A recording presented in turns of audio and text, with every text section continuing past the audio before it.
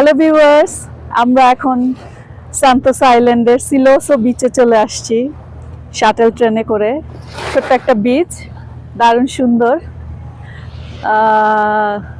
খুবই সানি আজকের ওয়েদার। সকালবেলা ভীষণ বৃষ্টি ছিল, ভাবছিলাম যে আজকে হয়তো আমাদের যাওয়া হবে না, তারপর বৃষ্টি চলে গেল।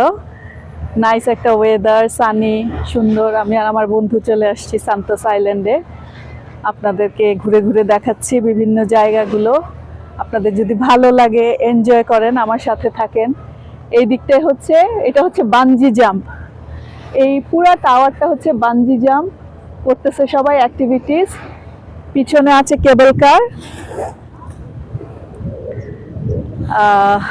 ভীষণ সুন্দর জায়গা।